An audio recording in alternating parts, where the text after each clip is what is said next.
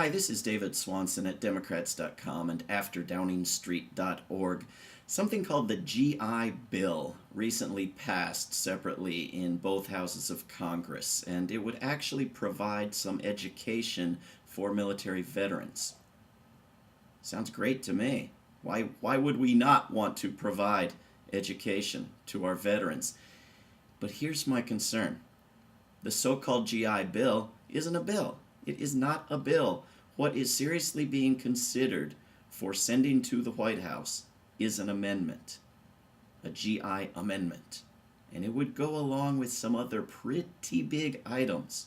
In fact, the money for education for veterans in this piece of legislation would be a teeny fraction of the full funding, almost all of which would be devoted to extending the occupation of Iraq, putting our great-grandchildren into further debt without asking their permission to fund an occupation that is destroying our economy, destroying our relationships around the world, making us all less safe, and killing and wounding and injuring and traumatizing both Iraqis and our servicemen and women.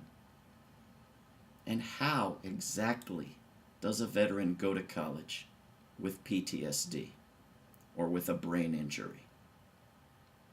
We're going to do this to our young men and women after years of seeing what it's done, and as cover for it, we're going to pick a bit of pocket change, throw it into the mix, and cover sending some of them to college after we've destroyed their lives, and say it's a good thing and call it supporting the troops?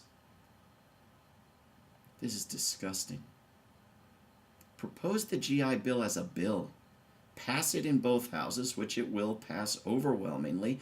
Send it to the White House. You may be able to override a veto. The president may not veto. When it becomes law, the president may signing statement it. He may fail to enforce it. He may simply refuse to uphold yet another law. But that's the way it goes when you have a criminal president and you refuse to impeach him. But do it as a separate bill. You know, on most issues, the Democrats in Congress, you're happy. You're happy to get something vetoed. And you can whine about it. It's all an electoral game. Well, I admire your intention to actually get this thing passed. That doesn't mean the president will enforce it. If he does, so much the better. We get some education for our existing veterans. We don't have to create new ones. So do it as a separate bill.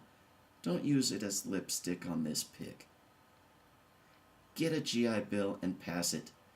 Leave the war money alone. We're not going to create newly injured and traumatized human beings and cover it with this. You want to help the troops? Bring the troops home. Ask the troops, they'll tell you. Ask Americans, they'll tell you. Ask Iraqis, they'll tell you. Don't ever use the word democracy if you don't. Now, 3 weeks ago, 147 Democrats and 2 Republicans in the House voted no on the war money and did it for the right reasons. And that, combined with some Republicans voting present, was enough to defeat it. Now, the war money has passed in the Senate together with this so-called GI Bill, and that's coming back to the House this week.